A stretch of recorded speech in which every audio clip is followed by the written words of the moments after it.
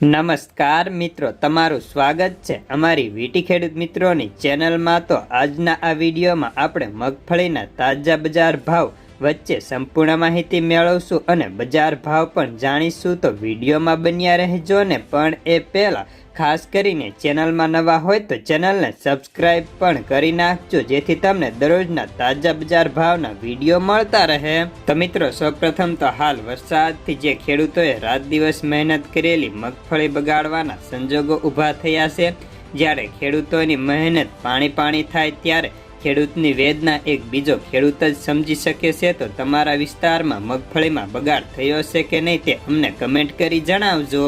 તો મિત્રો, હાલ તો આજના આ વિડીયોમાં આપણે ખાસ મગફળીના ભાવ આગામી દિવસોમાં કેવા જોવા મળી શકે તેની વાત કરવાના છીએ, અને સાથે જ આ વર્ષે વાવેતર વિસ્તારમાં કેટલો ઘટાડો થયો અને કેવું નુકસાન જોવા મળ્યું તેની વાત કરવાના છીએ।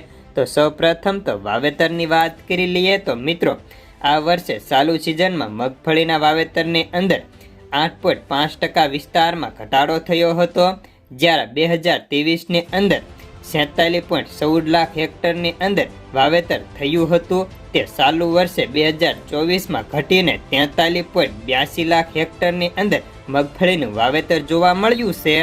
જ્યારે આજે પણ ગુજરાતમાં કચ્છ, દેવભૂમિ, દ્વારકા, મોરબી, જામનગર જેવા વિસ્તારોમાં આજે પણ વરસાદ પડી રહ્યો છે।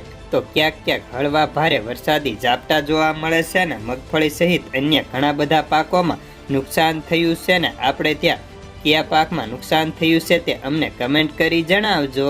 તો હવે મગફળીના અગ્રણી બ્રોકર કહે છે કે હવે ભારે વરસાદ પડ્યો હોવાથી ખેતરોમાંથી પાણી ક્યારે બહાર નીકળે છે તેના ઉપર જ નવી આવકોનો આધાર રહેલો છે। હાલ તો ખાસ ખેતરોને ખાસ કરીને તડકાની ખૂબ જ જરૂર છે, ને 2-3 દિવસમાં તડકો નીકળે તો ઝડપથી ખેતરો સુકાય તેવી સંજોગ છે। તો હવે ભાવની વાત કરી લઈએ। તો હાલ ક્યાંક ક્યાંક યાર્ડ ચાલુ છે, જ્યાં અલગ અલગ વેરાયટી વાઇઝ મગફળીના ભાવ 1000થી લઈને 1350 સુધીના જોવા મળતા।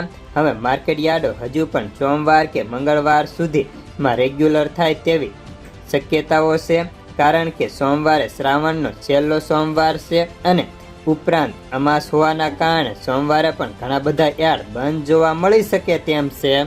તો હવે આગામી સમયમાં મગફળીના ભાવ કેવા રહી શકે તેની વાત કરીએ। તો મિત્રો, મગફળીની બજારમાં ટૂંકા ગાળા માટે ભાવ મજબૂત રહે તેવી ધારણાઓ છે, કારણ કે હાલ ઊભા પાકમાં ક્યાંક ક્યાંક નુકસાન છે અને ઉપરાંત સિંગ તેલની ડિમાન્ડ ખૂબ સારી હોવાના કારણે અને વાવેતર વિસ્તારમાં ઘટાડાના કારણે આ બધા એવા કારણ છે જેના કારણે ટૂંકા ગાળે મગફળીના ભાવ મજબૂત રહી શકે તેવી ધારણા છે।